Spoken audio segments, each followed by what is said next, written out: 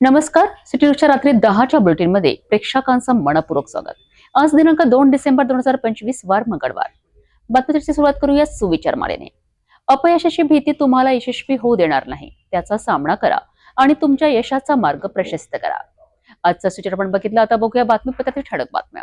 या हेडलाईन्सचे प्रायोजक आहेत बीटीपी यात्रा ग्रुप अमरावती.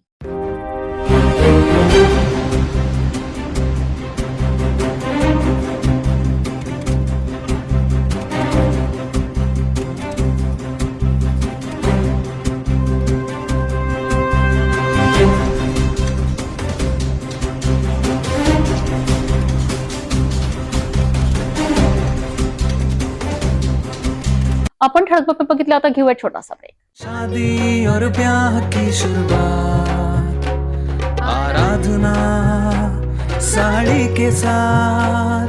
आराधना wholesale shopping mall L2 Bijland complex, Nandgaon Peth, Amravati, Jawahar road, Amravati. Break नंतर बघूया सविस्तर बातम्या.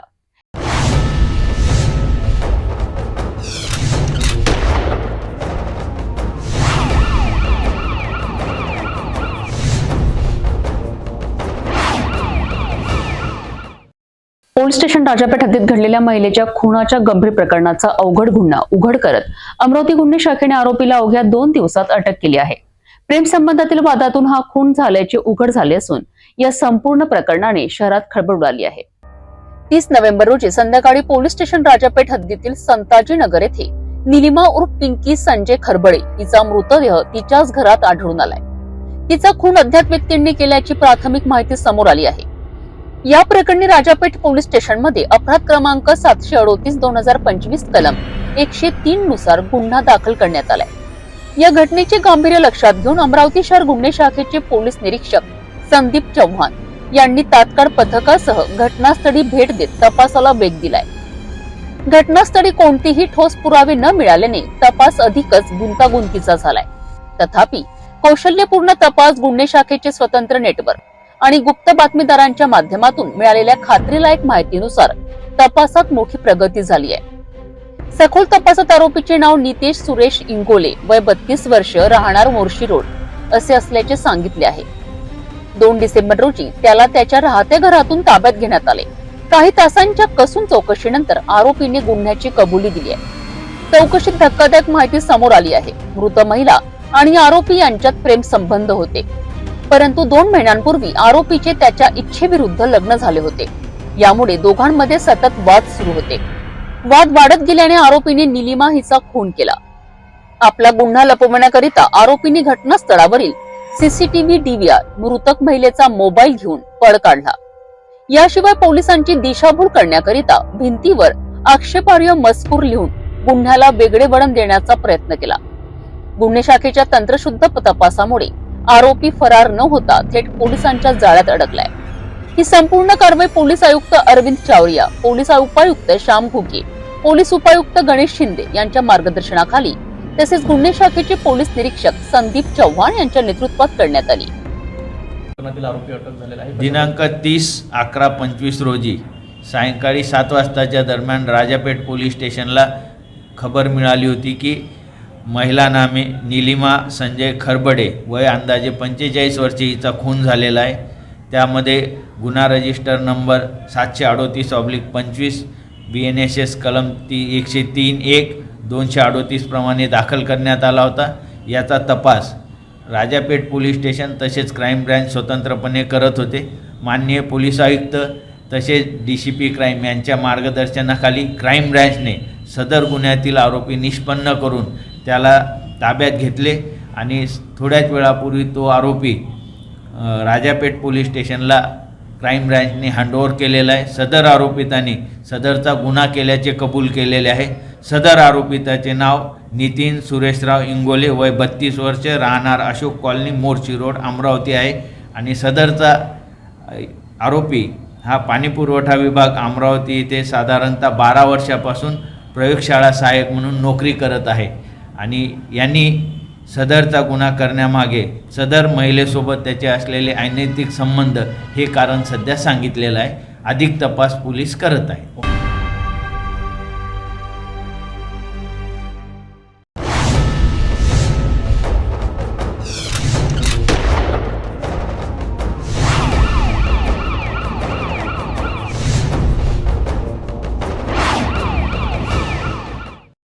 नमस्कार, आपण पाहत आहात सिटी न्यूज.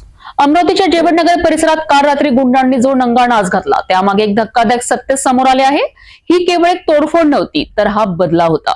कुख्यात आरोपी यश कडूला अटक केल्याचा राग मनात धरून त्यांच्या समर्थकांनी तक्रार करणाऱ्या तरुणांच्याच घरांनाच लक्ष केले.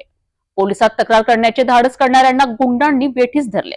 तर दुसरीकडे पोलीस प्रशासन मात्र रात्री उशिरापर्यंत झोपेत असल्याचे दिसून आले. रस्त्यावर पडलेला हा काचांचा खच आणि मोडक्या तोडक्या गाड्या हे दृश्य आहे अमरावतीच्या शांत समजल्या जाणाऱ्या जेवणनगरचे, जिथे सोमवारी रात्री 11च्या सुमारास अनेक लोकांच्या टोळक्याने अक्षरशः धुमाकूळ घातलाय. या घटनेची सुरुवात झाली ती काल दुपारपासून. कुख्यात आरोपी यश कडू हा परिसरात दहशत माजवित होता, शिवीगाळ करीत होता आणि त्याच्या या दादागिरीला कंटाळून परिसरातील 3 जागरूक तरुण शुभम जनबंधू, विक्की कांबळे आणि अंकुश तोंडटक्के यांनी हिंमत दाखवली. हे तिघे थेट फ्रेजरपुरा पोलीस ठाण्यात पोहोचले आणि यश कडू विरोधात तक्रार दाखल केली. पोलिसांनी तक्रारीची दखल घेत यश कडूला ताब्यात घेतले. मात्र आपल्या नेत्याला अटक झाल्याचे समजताच त्याचे समर्थक पिसाळलेत. रात्री 11 वाजता अनेक लोकांचा जमाव हातात लाठ्या, काठ्या आणि दगड घेऊन जेवणनगरात घुसलेत. या जमावाचा उद्देश स्पष्ट होता, तक्रार करणाऱ्यांना धडा शिकवणे. या गुंडांनी खास करून शुभम, विक्की आणि अंकुश यांच्या घरांना लक्ष केलेत. घराबाहेर उभ्या असलेल्या गाड्या फोडल्यात आणि परिसरात दहशत निर्माण केली. या हल्ल्यात सुमारे 20 दुचाकी, 2 चारचाकी वाहनांचे मोठे नुकसान झाले आहेत. धक्कादायक बाब म्हणजे एवढी मोठी घटना घडत असताना पोलीस यंत्रणा मात्र सुस्त होती. होता ना, तुम्ही फास्ट टीमला एरिया थोडा ट्रेक करायला पाहिजे होता. काय धिंगा होणार बा, हे तुमचं चुकीचं आमचं चुकीचं तुम्ही सांगत आहे. काहून त्या बा राजापेठला आरोपी तयार होता, त्यांचं काम होतं एरियात काही ना काही बंदोबस्त करायचा. ह्या लोकांना बंदोबस्त नाही केला. साहेबाची ड्युटी लागली तुम्हाला नाही साहेब, तुमचं बरोबर, तुम्ही तुमचे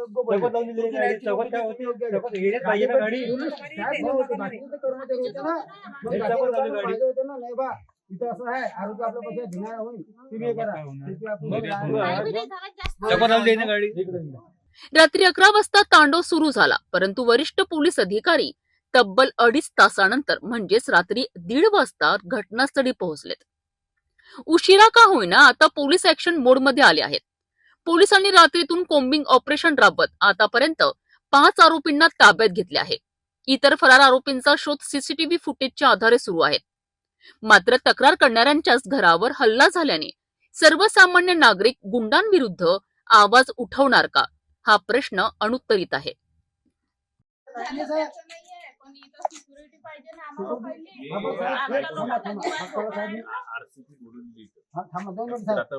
आरोपी आता काय करतो, नुकसान झालं बोलवून आता काय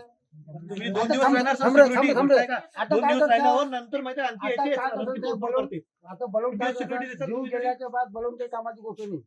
जीव गेला तर बोलवून नाही बोलवते तुम्ही लोक बोलव तुम्ही सांगा आता हा ना, तुम्ही बोला हे नुकसान भरून देणार का तुमच्या आम्ही तर गेलो जीवानो, आम्ही तर पुढे सुटलो बिचारे काळे धंदे गरिबांना. एक तर मोठं मुश्किल गाडी होत नाही गरिबाची, इकून तिकून घेतली कशी बी नुकसान. तुमच्या आरोपी अटक होताना आरोपी तुमच्या अटक तुमचं पहिलं कोणी तुमच्या पहिले असेल ना, हे तुम्हाला कळायला पाहिजे तुम्हाला असं गुन्हा झाला जेवण तुम्ही लक्ष देत जा. तुमचं तुमच्या साहेबांचं तुम्हाला सांगायचं काम होतं. आता कुठनाच्या साहेब आमच्या जवळ ते रिश्तेदार आहे माझे. हा हे आमची हे आदिवासी आमचे रिश्तेदार हा एकदम जवळचे. आणि आम्ही कसा विषय आम्ही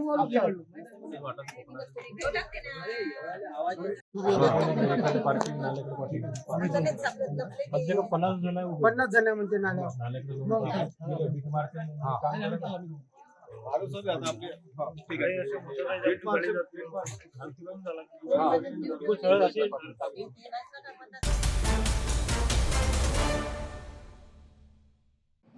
अमरावतीत रेल्वे स्टेशन उड्डाणपुलाचा मुद्दा चांगलाच तापला आहे. रेल्वे स्टेशन हलवण्याच्या चर्चेला काँग्रेस पक्षाने जोरदार विरोध दर्शविला आहे. काही दिवसांपूर्वी राज्यसभा खासदार डॉक्टर अनिल बोंडे यांनी या ठिकाणी उड्डाणपूल पाडून मॉल्स व कमर्शियल मार्केट उभारण्याचा दावा केला होता. त्यावर आता काँग्रेसने तीव्र प्रतिक्रिया दिली आहे. गेल्या 4 ते 5 महिन्यांपासून अमरावतीतील हा उड्डाणपूल दुरुस्तीच्या कारणावरून बंद आहे. मात्र इतक्या दिवसात सरकारकडनं कोणतीही दुरुस्तीची हालचाल झाली नाही, असा आरोप काँग्रेसने केला आहे. तसेच हा उड्डाणपूल पाडून मोठे व्यावसायिक प्रकल्प उभे करण्याचा प्रयत्न सुरू असल्याचा दावा काँग्रेसने केला आहे. काँग्रेसचा आरोप आहे की अमरावतीचे रेल्वे स्टेशन हटवून भूमाफियांना फायदा करून देण्याचे षडयंत्र रचले जात आहेत. काँग्रेसने स्पष्ट इशारा दिला आहे की जन आंदोलन करावे लागेल तरीही रेल्वे स्टेशन हलवू देणार नाही. भाजपने अमरावतीत गेल्या 9 वर्षात एकही मोठे काम केले नाही असा आरोपही यावेळी करण्यात आलाय. तसेच वाहतूक समस्येमुळे मोठे रेल्वे स्टेशन पाडून रस्ते बांधले गेलेत.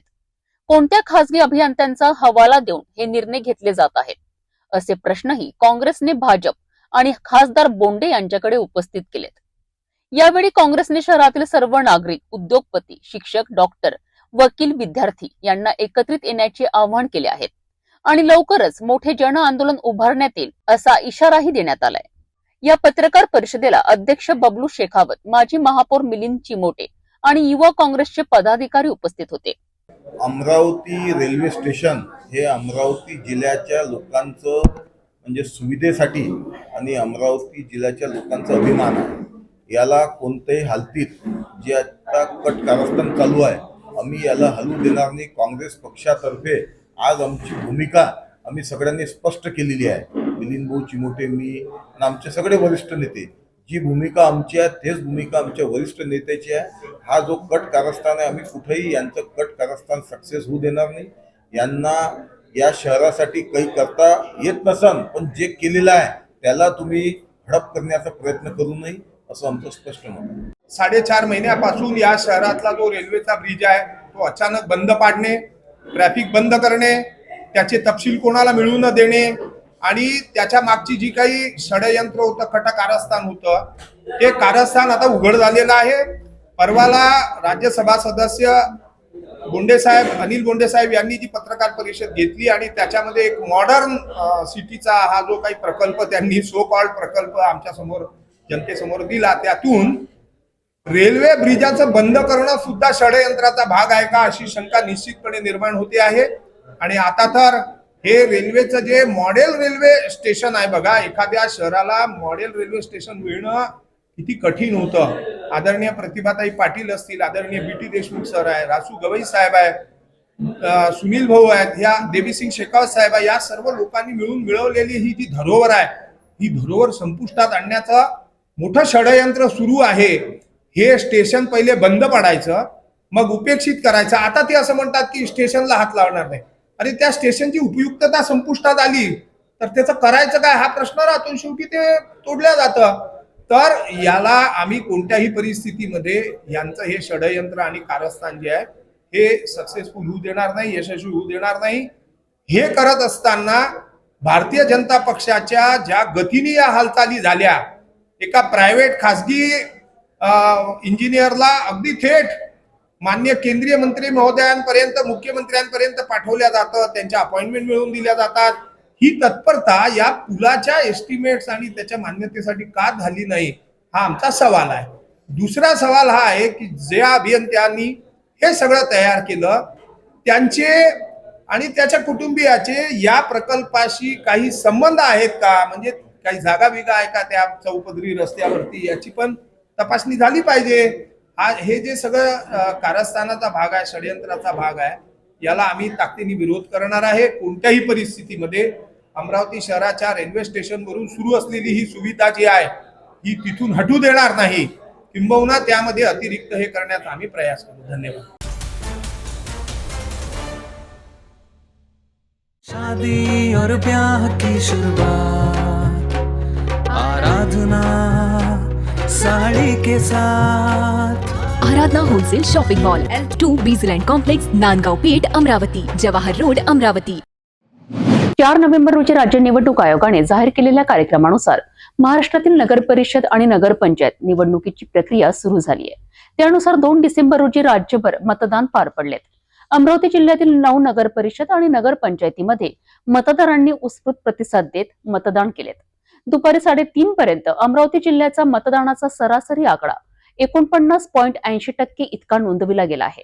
अमरावती जिल्ह्यातील नगर परिषद व नगरपंचायत निवडणुकांमध्ये मतदारांनी मोठ्या उत्साहाने सहभाग नोंदविलाय. दुपारी 3:30 वाजेपर्यंत प्राप्त आकडेवारीनुसार अचलपूर नगर परिषद येथे 48.77%, दर्यापूर येथे 49.91%, मोर्शी येथे 50.30%, तर चिखलदरा मध्ये सर्वाधिक 73.79% मतदान झालेत.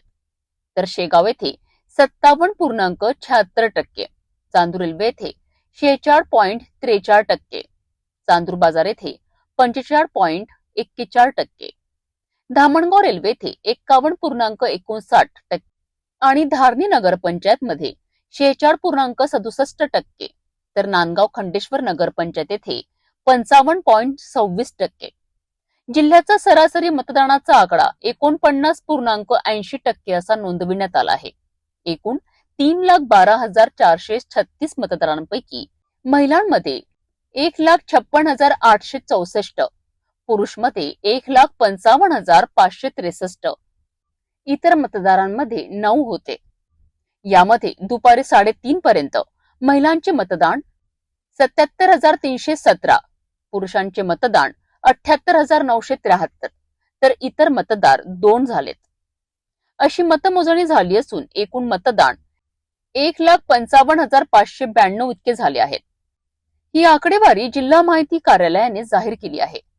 या दरम्यान मतदान सुरू असतानाच नागपूर खंडपीठाने महत्वाचा निर्णय देत सांगितले आहे की सर्व नगर परिषद, नगर पंचायत निवडणुकांची मतमोजणी ही 21 डिसेंबर रोजीच होणार आहे.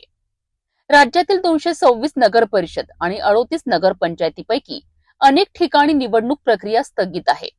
त्यातील 76 नगर परिषद व 154 नगर पंचायतीसाठीची निवडणूक ही 20 आणि 21 डिसेंबर रोजी होणार असल्याने सर्व मतमोजण्या एकाच दिवशी घेण्याचा निर्णय देण्यात आला आहे. अमरावती जिल्ह्यातील अंजनगाव सुर्जी नगर परिषदेचे मतदानही 20 डिसेंबरला होणार असून 21 डिसेंबरला मतमोजणी होईल. त्यामुळे जवळपास 20 दिवस मतपेट्या सुरक्षित ठेवण्याचे मोठे आव्हान प्रशासनासमोर उभे राहिले आहेत. बंद झालेल्या या उमेदवारांचे मतपेट्यांमधील भवितव्य आता 21 डिसेंबरला उघड होणार आहे आणि उमेदवारांचे राजकीय भविष्य देखील त्याच दिवशी ठरणार आहेत.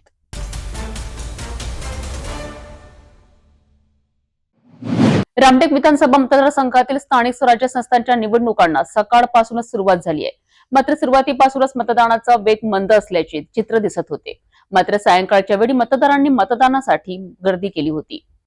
नागपूर जिल्ह्यातील रामटेक मतदारसंघातील 2 नगर परिषद आणि 2 नगर पंचायतीमध्ये मतदानाची गडबड पाहायला मिळाली आहे. दुपारी 12:30 वाजेपर्यंत एकूण सरासरी मतदान केवळ 22.19% इतके नोंदविले गेले होते. 4 ठिकाणांच्या मतदानात मोठी तफावत दिसून आली. कन्हाड नगर परिषदेत मतदान टक्केवारी कमी असली तरी काही केंद्रांवर महिलांची मोठी गर्दी आणि लांब रांगा दिसून आल्या. तर रामटेक नगर परिषदेत दुपारी 1:30 वाजेपर्यंत 25.20% मतदान झाले असल्याची माहिती प्रशासनाने दिली होती. मतदानाच्या सुरुवातीलाच काही केंद्रांवर मतदान याद्यांमधनं नावे गायब असल्याच्या तक्रारी उमेदवारांनी केल्या आहेत. अनेक मतदारांनीही प्रशासनाकडे नाराजी व्यक्त केली आहे. खासदार श्यामकुमार बर्वे यांनी पत्नी रश्मी बर्वे यांच्यासह बूथ क्रमांक 16 वर जाऊन मतदानाचा हक्क बजावलाय. मतदानानंतर त्यांनी नागरिकांनी मोठ्या संख्येने मतदान करून कांद्री नगर पंचायतीच्या विकासाला हातभार लावावा असे आवाहन केलेत. संध्याकाळच्या सत्रात मतदानाचा वेग वाढला. सर्व मतदान केंद्रांवर शांततेत मतदान पार पडलेत. आता 21 डिसेंबरला उमेदवारांचे भविष्य ठरणार आहे.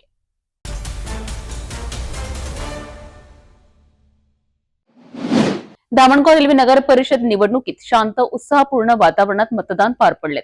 सकाळपासूनच मतदारांची मतदान केंद्रांवर मोठी रांग पाहायला मिळाली. धामणगावात अनोखे दृश्य पाहायला मिळाले. लग्नाच्या आधीच एका नवरदेवाने मतदानाचा पवित्र हक्क बजावलाय. पारंपरिक व्यवहारात सजलेल्या नवरदेवाने मतदान केंद्रांवर दाखल होताच सर्वांचे लक्ष वेधलेत. मतदानानंतर त्याने संदेश दिला, लग्न महत्वाचे आहे, परंतु शहराचा आणि देशाचा विकास अधिक महत्वाचा. मतदान करणे ही प्रत्येकाची जबाबदारी आहे. नवरदेवाच्या या आदर्श उपक्रमाचे नागरिकांनी मोठे कौतुक केलेत असून युवा मतदारांसाठी हे प्रेरणादायी उदाहरण ठरले आहेत. तर धामणगाव रेल्वेतील मतदानाचा हा लोकशाही उत्सव उत्साहपूर्ण आणि शांततेत पार पडलाय.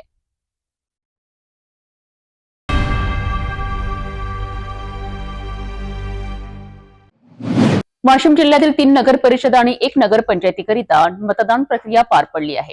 रिसोड, कारंजा, मंगरुळपीर नगर परिषद आणि मालेगाव नगर पंचायत या 4 ठिकाणी मतदान शांततेत झालं आहे. या निवडणुकीत अध्यक्ष पदाकरिता 27 तर सदस्य पदाकरिता तब्बल 374 उमेदवार रिंगणात आहे. रिसोड, कारंजा, मंगरुळपीर नगर परिषद आणि मालेगाव नगरपंचायत या चारही ठिकाणी एकूण 53 प्रभागांमधील मतदानासाठी 178 मतदान केंद्रांची निर्मिती करण्यात आली होती. एकूण 1,48,581 मतदारांनी आपल्या नागरी प्रतिनिधींची निवड करणार आहेत. यात 75,016 पुरुष, 73,561 महिला तर 4 तृतीयपंथी मतदारांचा समावेश आहे. रिसोड नगर परिषदेत भाजपाचे भगवानराव क्षीरसागर आणि ठाकरे गट शिवसेनेचे बाळासाहेब देशमुख यांच्यात थेट सामना रंगला आहे. कारंजा शहरात भाजपाची निशा रुणवाल गोलछा, MIMची फरीदा बानो पुंजानी आणि राष्ट्रवादीची नाझिया खान यांच्यात तिरंगी लढत पाहायला मिळत आहे.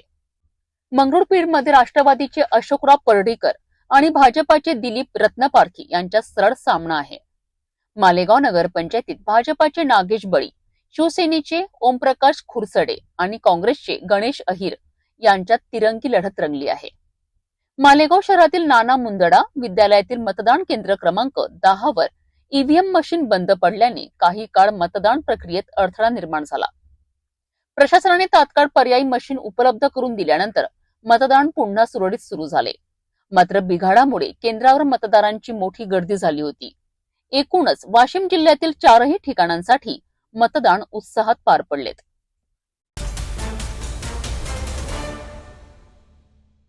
शादी और ब्याह की शुरुआत, आराधना साड़ी के साथ। Aradhana wholesale shopping mall L2 Bijland complex Nandgaon Peth Amravati Jawahar road Amravati.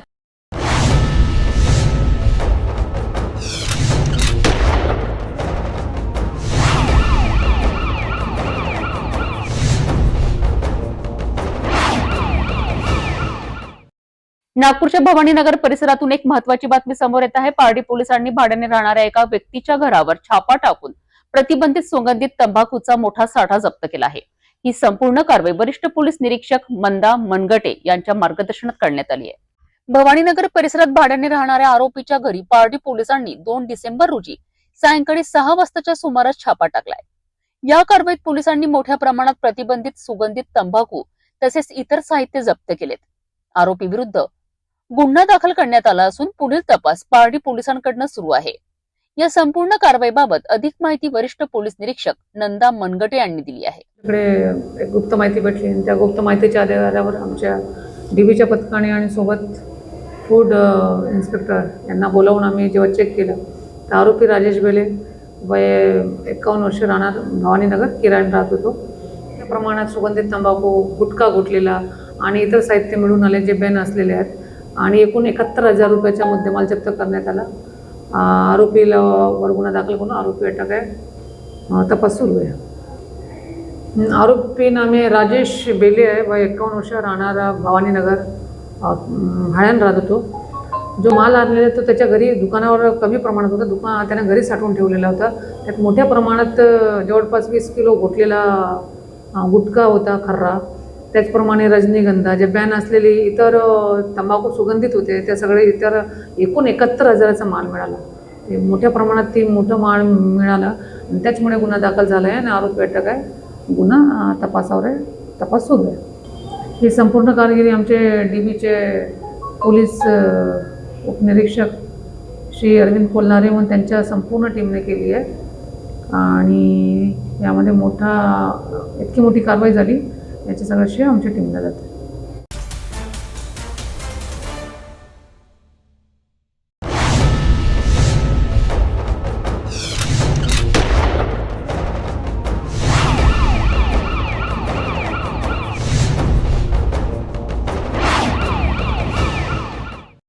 सदर पोलीस ठाणे हद्दीत 20 वर्षीय तरुणीवर जबरी संभोग प्रकरण उघडकीस आले आहे. प्रोजेक्टमध्ये मदत करण्याचे आश्वासन देत आणि लग्नाचे आमिष दाखवत आरोपीने पीडितेवर जबरीने अत्याचार केल्याची माहिती पुढे आली आहे.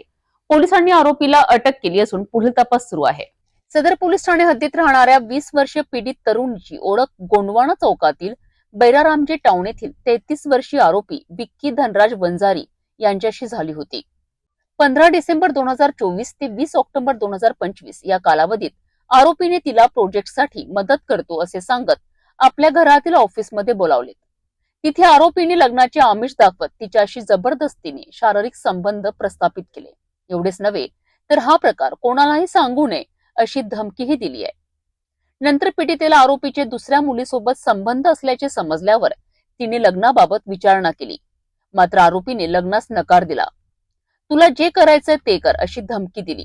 पीडितेच्या तक्रारीवरनं सदर पोलीस ठाण्यात सहपोलीस निरीक्षक मुलानी यांनी आरोपींविरुद्ध कलम 64, 69, 351 भादवी न्याय संहिता अंतर्गत गुन्हा दाखल करून अटक केली आहे. या प्रकरणाचा पुढील तपास पोलिसांकडून सुरू आहे. सदर पोलीस स्टेशनमध्ये काल एका मुलीने 20 वर्षीय तरुणीने तक्रार दिली होती की ती राहते त्या परिसरामध्ये एक मुलगा तिला भेटला होता आणि त्या मुलासोबत तिच्या सुरुवातीला ओळख झाल्यानंतर मैत्रीमध्ये रूपांतर झालं होतं. मुलगी कॉलेजला असल्याने अधूनमधून तो मुलगा तिच्याकडे कॉलेजलाही जात होता. मैत्रीचं रूपांतर नंतर प्रेमात झालं. मुलाने एक दिवशी मुलीला स्वतःच्या घरी बैराजू टाऊन या परिसरात बोलावून घेतलं होतं. त्यावेळेस मुलगी तिच्या कॉलेजचा एक प्रोजेक्ट करत असताना मुलाने तिला प्रोजेक्ट करण्यासाठी मदत करतो असं सांगून घरामध्ये थांबून ठेवल्यानंतर प्रोजेक्ट करत असताना त्याने मुलीला तिच्या परवानगीशिवाय किंवा संमतीशिवाय तिच्यासोबत लगट करून तिला नंतर लग्नाचं आमिष दाखवून तिच्यासोबत शारीरिक संबंध ठेवला होता. त्यानंतर काही दिवस मुलीने तिच्यासोबत तो लग्न करणार आहे असं आमिष दाखवल्याने शारीरिक संबंध त्यांच्यासोबत झाले होते. परंतु ज्यावेळेस लग्न करण्यासाठी मुलीने त्याला विचारणा केली असता मुलाने तिच्यासोबत लग्न करण्यासाठी स्पष्टपणे नकार दिला. त्यामुळे मुलीने त्याच्याविरुद्ध तिला लग्नाचा आमिष दाखवून तिच्यासोबत शारीरिक संबंध केला आणि तिचा बलात्कार केला अशा स्वरूपाची तक्रार दाखल केल्याने त्याप्रमाणे गुन्हा दाखल करण्यात आला. गुन्हा दाखल केल्यानंतर यातील जो आरोपी आहे त्यास आम्ही ताब्यात घेतलं. विचारपूस केली असता असं लक्षात आलं की यातील आरोपी हा ओबीसी समाजाचा असून यातील मुलगी ही एससी समाज आहे. त्या अनुषंगाने सदर गुन्ह्याला अॅट्रॉसिटीचे देखील कलम लावण्यात आले. अधिक तपास सदर विभागाचे उपविभागीय पोलीस अधिकारी श्री सुहास जगताप सर तपास करीत आहेत.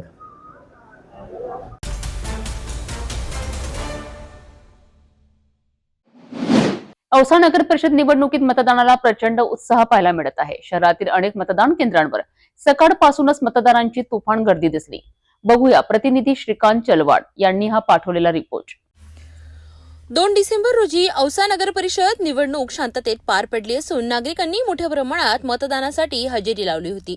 शहरातील 36 मतदार केंद्रांवर आणि 5 राखीव पथकांसह एकूण 41 पथकांची नियुक्ती करण्यात आली होती. यामध्ये 164 अधिकारी कर्मचारी काम पाहत होते आणि प्रत्येक बूथवर एक महिला कर्मचारीही राखण्यात आली होती. मतदान सुरळीत पार पडावे म्हणून 240 पोलीस कर्मचारी शहरात तैनात करण्यात आले होते. सर्व मतदान केंद्रांवर आरोग्य सेवक, पिण्याचे पाणी तसेच स्वच्छतेची उत्तम व्यवस्था करण्यात आली होती. दिव्यांगांसाठी व्हीलचेअर आणि विशेष सुविधा नगर परिषदेतर्फे उपलब्ध करून देण्यात आल्या होत्या. मतदारांना मदत करण्यासाठी बीएलओची नियुक्ती करण्यात आली होती. मतदान केंद्रांना आदर्श मतदान केंद्रांचे स्वरूप देण्याचाही प्रयत्न यावेळी करण्यात आला.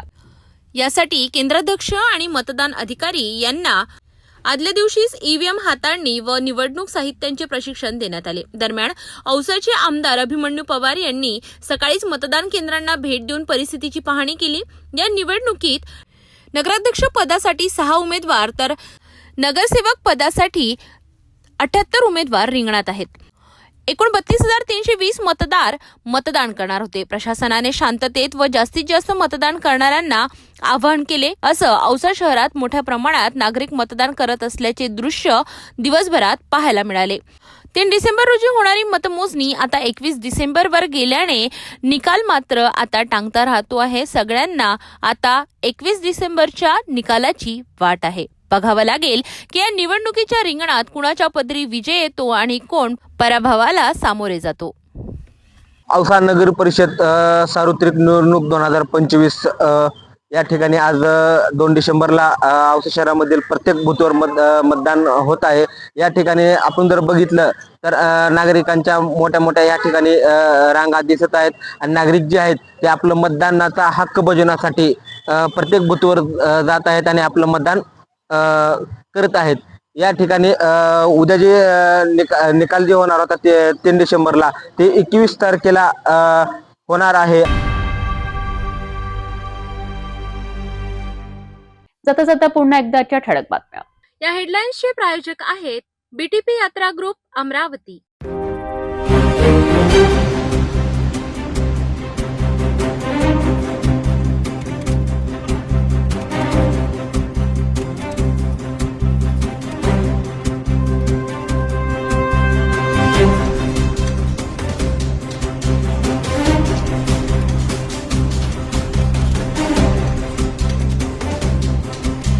आपण आता सिटी चॅनल आपल्या टीव्हीवरही बघू शकता. यामध्ये next channel 117, Jio channel 872, GTPL 73, Fastway channel 256 वर बघू शकता. आता अमरावती जिल्ह्यानंतर विदर्भ आणि महाराष्ट्राचे दर्शक घर बसल्या आपल्या केबल टीव्हीवर सिटी न्यूज बातमी पाहू शकाल. यामध्ये Chhatrapati Sambhajinagar NST setup box number 14, Yavatmal setup box number 12, Washim setup box number 26, Nanded setup box number 17, Mahur setup box number 7, Akola रास सेटअप बॉक्स नंबर 899 वर लवकरच आम्ही आपल्यापर्यंत पोहोचणार आहोत. जर आपल्या टीव्हीवर सिटी न्यूज दिसत नसेल तर आपण आपल्या केबल ऑपरेटरशी संपर्क करावा. आपण सिटी न्यूज केबलच्या व्यतिरिक्त YouTube, फेसबुक, इंस्टाग्राम आणि ट्विटरवर बघू शकता. याकरिता सोशल मीडिया अकाउंट सबस्क्राईब करा, फॉलो करा, लाईक करा. YouTube अकाउंट सबस्क्राईब करण्याकरिता सबस्क्राईब बटनाला क्लिक करा आणि बेल आयकॉन दाबायला विसरू नका, कारण सतत समाचार आपल्यापर्यंत पोहोचणार आहेत. तसेच सिटी न्यूजचे फेसबुक पेज लाईक करा, इंस्टाग्राम आणि ट्विटर हँडल फॉलो करा. आपण व्हॉट्सअपवर सुद्धा सूचना देऊन न्यूज प्राप्त करू शकता. व्हॉट्सअप नंबर स्क्रीनवर येत आहे. हे बातमी तेवढ्यावरच थांबूया. पुन्हा भेटू नवीन घडामोडीसोबत. आपण बघत राहा फक्त सिटी न्यूज. हर खबर पर पैनी नजर, हर मुद्दे पर सटीक वार, यही है सिटी न्यूज की पहचान. जहाँ सच्चाई की आवाज दबाई जाती है, वहाँ सिटी न्यूज उठाता है सवाल. हर स्क्रीन पर, हर प्लेटफॉर्म पर हमारी मौजूदगी बोलती है. सिटी न्यूज हमेशा सच के साथ.